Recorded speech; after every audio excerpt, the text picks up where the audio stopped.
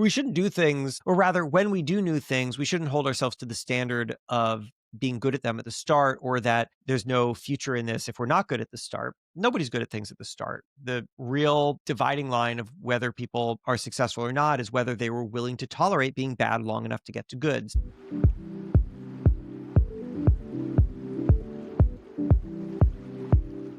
Hey, everybody. Welcome to my show. My name is Tiffany Alexander, and this is Unveiling Journeys. I'm so excited to have you here today. Can I just tell you 1 second about me? Oh my gosh. I love people. I love the power of networking, the power of being not the smartest person in every room that I go to. So I just have a massive amount of knowledge that I can glean from all the people that I get to hang out with, which ends up meaning I get to hang out in like some really fun, high networking rooms. And when I get to spend time one-on-one with people, I find myself leaning in to ask, wow, this has been so phenomenal. How do I get to know more people just like you? Or, oh my gosh, who do you know that you think I need to know? But by the way, you've told me your story. I definitely need to share you the people that I know, because I want this Rolodex that I've collected to now be this expansive spider web so that I can put everybody together, because I see that they all sort of fit together anyway. So with that, I have an amazing privilege to be able to bring to you my stunning guest today. I'm so excited to be able to share his story and what he's up to right now. So do me a favor. Welcome, Jason. Thank you for being here. Tell Thank you. everybody who you are and what you're up to right now. Okay. Hey, so my name is Jason Feifer. Tiffany, it's so great to have me. It's so great that you have had me here. Confusion aside, I'm generally a person who knows words. I'm the editor in chief of Entrepreneur Magazine and have been so for the past 10 years. And otherwise, my role is to simplify complex problems for people in business, people who are building their own thing, people who are building their own careers. And I do that in a variety of ways. So I have my own media. I have a couple podcasts. I write a newsletter that I'll tell you about later. I wrote a book. I travel and do a lot of corporate keynotes, and I work in building business communities as well, and sit on a lot of advisory boards.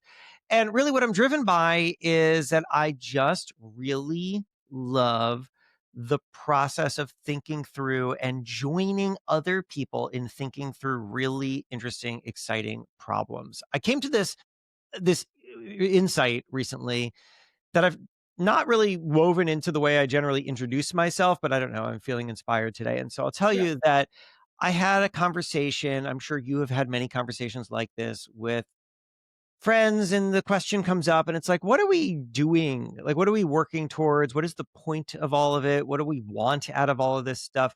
And I started to challenge myself and ask, well, what is it that makes me happiest on an average day? Not what makes me happiest on the coolest day, because those are going to be spikes of interesting things that may never come again, but the average day. And I realized that it is a very specific, particular kind of thing. And it is this: what makes me happiest is when I am in physical motion and I am engaging with interesting people on interesting ideas. And that could be anything. That could be me traveling to a keynote and then meeting some really interesting people for a dinner beforehand and then getting on stage and then talking to everyone after. That could be just bopping around Manhattan. I live in Brooklyn, but bopping around Manhattan from meeting to meeting to meeting. That could be just stepping outside and responding to a bunch of voice memos with someone really smart. That was what I was literally doing just before this call. And I love that. And so I call that now my state of being. I think that Oh, we are all in some way or another choosing the things that we do based on the kind of state of being that we want to create or maintain. What is just the state that we want to exist in? And for yeah. me, it's that. It is just moving and meeting interesting people and engaging with interesting ideas. So that is the thing that I am putting myself in the position to do through the work that I do, engaging directly in people's businesses, helping support their businesses with my own media, and so on. And so that is really more or less what led me to you, because we both know a guy named Garrett who had brought us together. And I, of course, I say yes, like, yes, if there are interesting people there and there are possible new relationships to be had, then count me in. And here we are.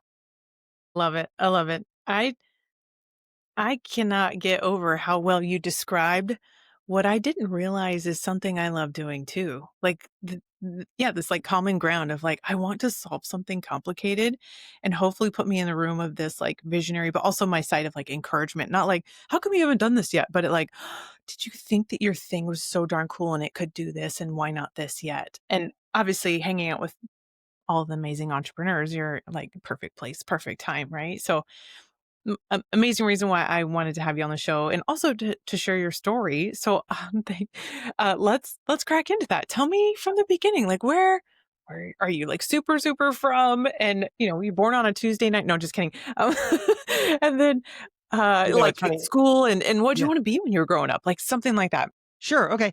So I was born on a Monday, and the reason I know that is because I just recently met this guy named Scott. I got to remember what his last name is, but he goes by the Human Calculator, and so he has all sorts of records for fastest math calculations in your head. And he told me, tell me the day you were born and I will tell you what day of the week it was. And I said, okay. I told him my birthday and he said Monday. And then I looked it up and indeed he was right. It was Monday. So that was like amazing. And now I know that I was born on a Monday. Anyway, I was born on a Monday in White Plains, New York, to parents who were New Yorkers. And then we, though not that I had much to do with it, moved to South Florida. And that's where I actually grew up. And then I returned to the Northeast into Massachusetts for college. Anyway, I became a community newspaper reporter. And when I became a community newspaper reporter, I had these dreams. I was working at this tiny little newspaper, North Central Massachusetts, called the Gardner News. And I had these ambitions to just be big, to write for the biggest publications and to reach the most number of people. And I didn't know why or how or what, but I just had this drive and I knew that I could be talented enough to do it. And I say it like that because I don't think that I actually was back then talented enough to do it, but I knew that I could be talented enough to do it. After a year of sitting at that tiny little newspaper and showing up every day and writing 2 stories and checking in with the local mayor and what's going on at the fire department and all that stuff, I was getting very bitter, Tiffany. And the reason was because I just kept waiting for somebody to notice me and to say, great job writing about the local diner. Like, we're going to send you to Washington to cover for the New York Times. And that wasn't happening. That was never happening. Those calls weren't coming in. And I was getting really frustrated. And for a while, I was taking it out on the newspaper that I worked at.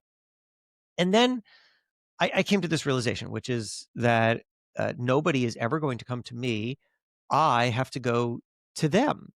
And I started to think about what that would mean and what I could do to accelerate my career. And I came to this thing that I didn't have language for then. Today, I call it work your next job. And I'll tell you what it sounds like. It sounds like this.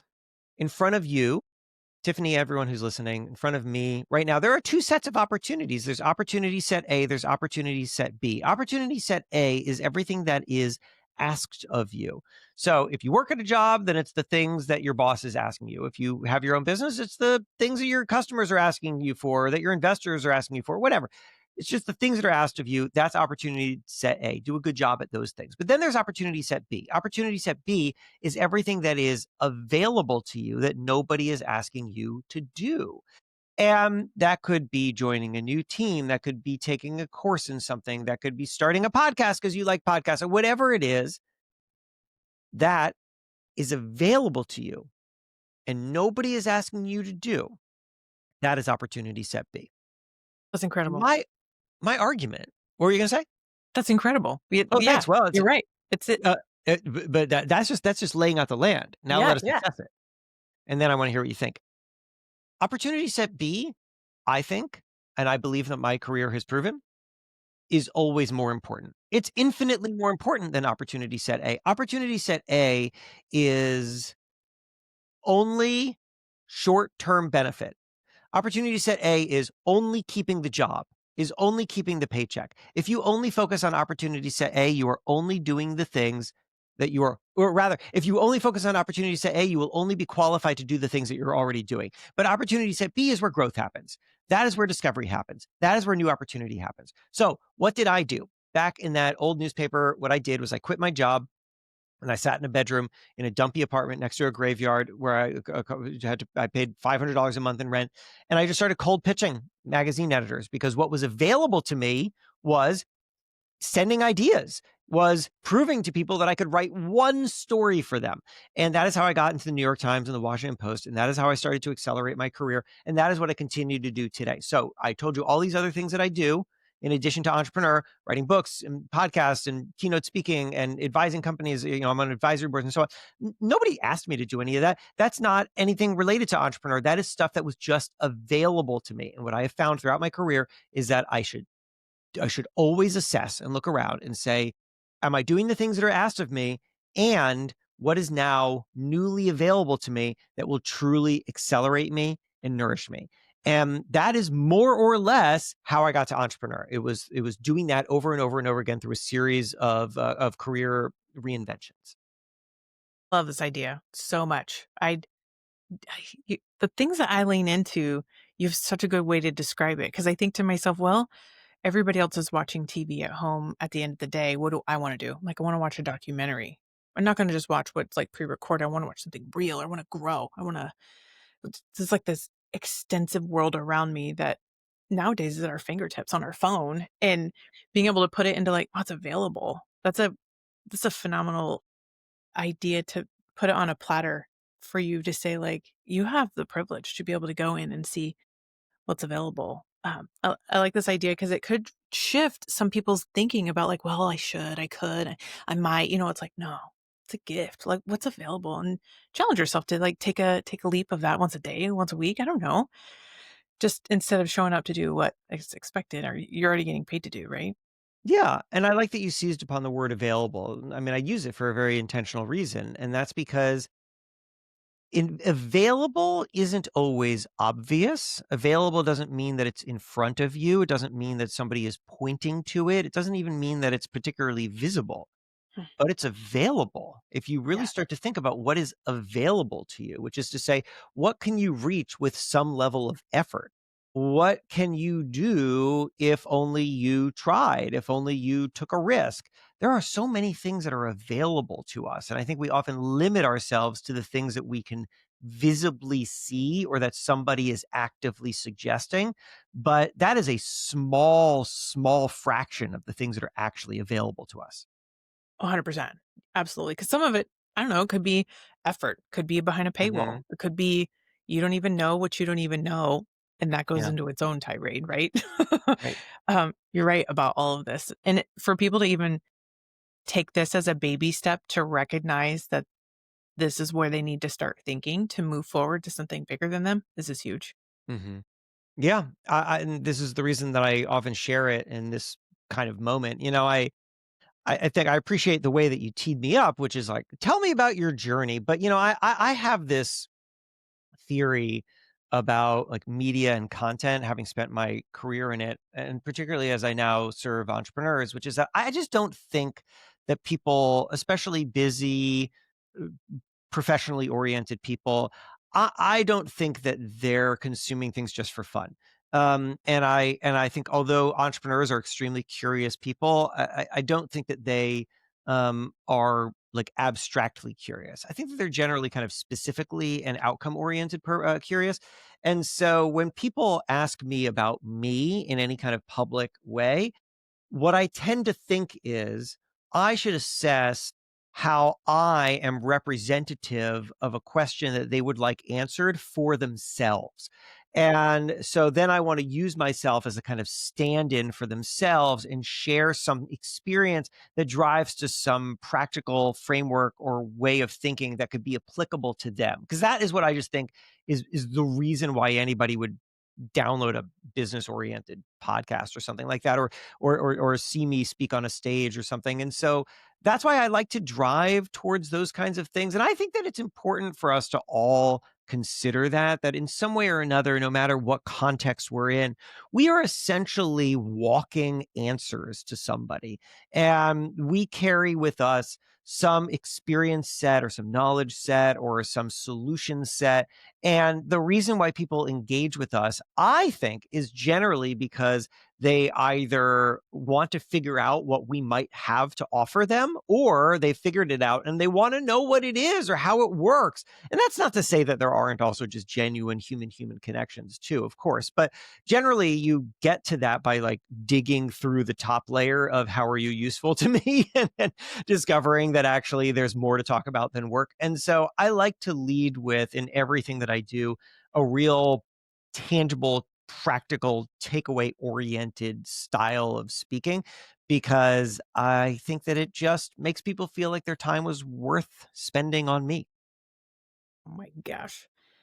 I adore you. I look up to how you think about all of this stuff because that's something that you have to pre-think about, and when you walk into conversations with people, you have to, whether you subconsciously or you consciously understand it, and I already have this purpose in life to say like, "Man, I'm gonna walk into this conversation to teach them something, encourage them, or I'm just gonna pour into them today." They will be a better human after I leave with them, and I haven't figured out how yet. It's gonna be a Mhm. present that I'm gonna unwrap, and you've said it in the way that you've said it, like, "Let me just strategically figure out how to better people around me," or, already as a visionary backboard, right, to be able to solve complicated problems, you're doing that with phenomenal people.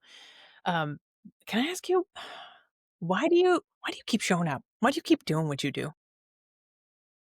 You know, I don't know that anybody has like a genuine answer to that question. I mean, like you could certainly come up with answers to that question. All humans have the same three basic psychological needs. And that's not my idea. That is from a thing called self-determination theory. Self-determination theory was popularized in the 1980s. It's a psychological concept that revolutionized our understanding of human motivation and happiness. And it argues that everyone has the same three basic psychological needs. And when you have access to them, you have the foundation of motivation and happiness. And when you don't have access to them, then you don't. And those three needs are, I remember them by the acronym ARC, ARC. It's a nice, easy way to remember. ARC. A, autonomy. You need to feel ownership over the decisions that you make. R, relatedness. You need to feel good relationships with those around you. And then C, competency. You need to feel good at what you do. ARC, autonomy, relatedness, competency, your three basic needs. Um, what you'll find if you take that and start to apply that to the moments in which you are happiest and most motivated, or least happy and least motivated, what you'll find is that generally the moments which you're happiest, you really did. You had a fulfillment of, you felt autonomous, you felt good relationships, you felt good at what you did. And the moments in which you were not happiest, you didn't find those things in wherever they were most productively fulfilled. And so you might have strayed in some way, professionally or personally, to find them elsewhere. Because this is the thing, these are needs. Needs don't go away. So if you're hungry and you go to the refrigerator and the refrigerator is empty, you don't stop being hungry. You just go somewhere else to get the food, right? And so that's what we do with needs. Now, the reason that I tell you that is because I use that framework a lot to think about how I respond to things and why I like things or why I don't like things or where my challenges are with things. And so when you ask me like why do I keep showing up? Why do I do what I do? I think part of the answer is that I spent a lot of my career, and I didn't know this at the time. Self-determination theory is only something I learned about a few years ago. But I think I spent a lot of my time essentially searching for um settings in which to find ARC. And something that really grated on me for a long time in my career as I worked at many national magazines is, I don't really have that much autonomy when I'm a magazine editor. There isn't just the nature of I'm kind of beholden to the schedule of the magazine, but also it's not my company. It's not real. I don't have full decision making, and it could end at any time. And so I started to really crave autonomy, to crave building things that are ownable for myself. And I started to think of myself as an asset that I needed to build and therefore be able to own. If people know me and they see value in me, well, then I have control over the most valuable asset. So there was a search for autonomy. There was a search for relatedness, people who I connect with, people who I want to build meaningful relationships with. And then competency, finding something that I'm just really good at, that I enjoy, that I know I can just show up at, and there's always growth that can happen, but there's a baseline level of competency that I just take pride in. And I'll be honest, I think I just found it in this. Like, you know, I did a lot of different kinds of media and I spoke to a lot of different audiences. And 10 years ago, when I started at Entrepreneur Magazine, I really connected with it. I connected with entrepreneurs and I became open to how do entrepreneurs think, and it rewired the way that I thought and I thought about myself, and I started to shift my career in a totally different direction. I started to build this incredible network of people. And then I started to get really deliberate about that network. So now, if a CEO, I meet all sorts of very impressive people. If a CEO seems really primarily interested in just getting an article out of me, like I'm just so uninterested in that. That turns me off so much. But then I'll meet incredible people who we just connect as people and who will explicitly tell me, like, I just want you to know, like, I am not interested in like press from you. Like, I don't want to ever want to talk about that. And that, to me, that is my love language. That is like, great. Let's never talk about that. And let's just talk about interesting things. And then, competency. I just, when I get on a stage and I spend an hour in front of a giant audience, and then everyone comes up and tells me that it was like the best talk that they had heard, like that just makes me want to do it again and again and again. And so as I've done it and as I've met all these people and I filled my head with all of these ideas and these stories and these connections, it becomes this self-reinforcing thing where it just feels really good. So do I love the work? Do I love the impact that I have on entrepreneurs? Do I love hearing from people about how the thing that I wrote made an impact on them, or that I can get on the phone with a founder who's struggling with something and I can give them an idea and it helps them? Yeah, all that is amazing. But look, at our core, we are all humans who have needs.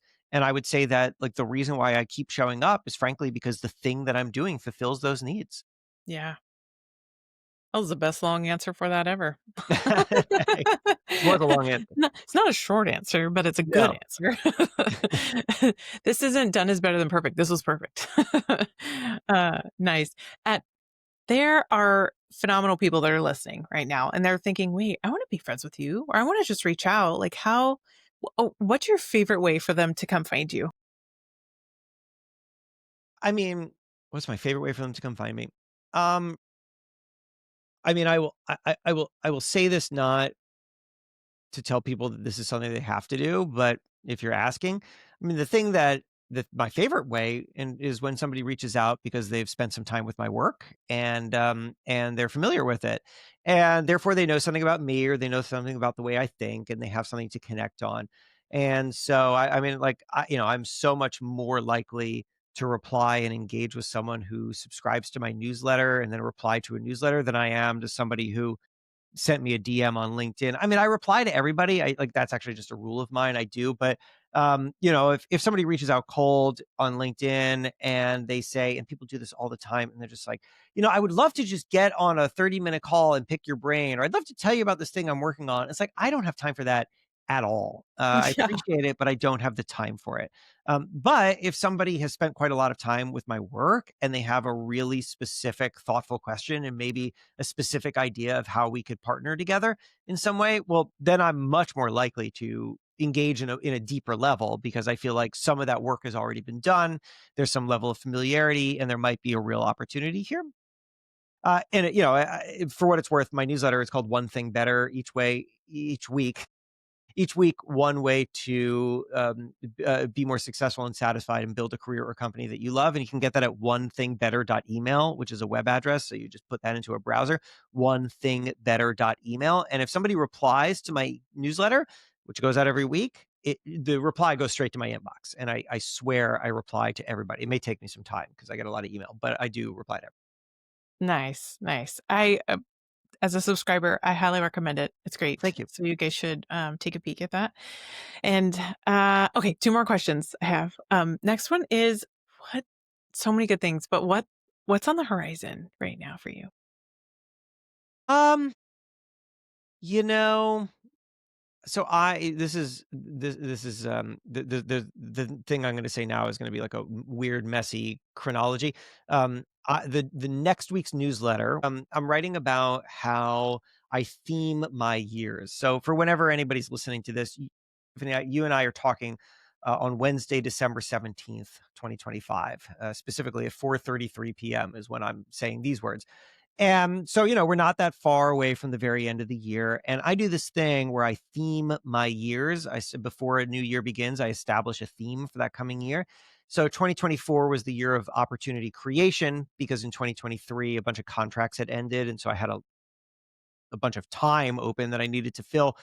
And also, frankly, was looking to financially backfill from the end of those contracts, and so that was the year of opportunity creation. I did such a good job of that by the end of 2024, I was overwhelmed, and so I decided that 2025 would be the year of opportunity balance, where I made some hard decisions about what I would do and what I wouldn't, and try to balance all those things out. And I've decided that 2026 is going to be the year of less work, more people. And the reason for that is to just really continue to lean in on what the purpose of that balance is for, which is to connect with others and to build the kind of meaningful relationships that go beyond any one project. And so what's coming for me? I mean, I do have plenty of other interesting work projects that are cooking, and one day hopefully they'll be worth talking about, and some of them are exciting and some of them will probably turn into nothing, and that's just kind of the way things go. But what I can definitely tell you is that I'm really looking to like identify the people that matter to me and have more lunches with them or coffees or whatever, and just and when I travel, like spend a little more time just connecting with people. And that'll be the theme for 2026, and by this time next year we'll see how I did. All right, last question. What are your words of wisdom or your golden nuggets you wanna wrap up the show with? Well, I have a great fortune through my job to interact with just the top tier of thinkers and doers. And so they have said things to me that have really stuck with me. And I'll just share two of them that come to mind first. Number one is I was talking to Ryan Reynolds about that transition that he made from acting to business and how he didn't know anything about business at the time. It was pretty intimidating. And he came to this philosophy that really helped him, which was he said, to be good at something, you must be willing to be bad. And I really love that because it's true. We shouldn't do things, or rather, when we do new things, we shouldn't hold ourselves to the standard of being good at them at the start, or that there's no future in this if we're not good at the start. Nobody's good at things at the start. The real dividing line of whether people are successful or not is whether they were willing to tolerate being bad long enough to get to good. So I really love that. And then another one is from Malcolm Gladwell, who told me this. We were having a conversation. He said, self conceptions are powerfully limiting. That if you have those, that was his words. And now I'll just sort of paraphrase, like, if you have too narrow a definition of who you are and what you do, then you'll turn down all of these great opportunities around you that don't match that narrow definition. And that is definitely described what I've done in my career. I've reinvented myself many times. I've thought about um, not necessarily what do I do, but rather what do I love to do. And I think that Gladwell is just absolutely right. Self conceptions are powerfully limiting. And so we should be mindful of that and not define ourselves too narrowly. Genius. I like that, you've got such amazing one-liners to wrap us up. I'm so appreciative of your time. Thank you for just the one-liners and your words of wisdom to really well speak out the way that you're going, what you're up to, and then kind of how you feel and flow with all of this. It really resonated a lot with me, and I'm sure it did with a lot of other people. And I'm Thanks. I'm excited for 2026 for you and to catch back up and see how it all goes. And everybody that's listening, thank you for coming in and spending time with us. And don't forget to go sign up for Jason's newsletter. It's in all the links below. And I look forward to hanging out with you again. And then all of you guys, I'll see you on another episode. Have a wonderful day. Thanks. Bye, everybody.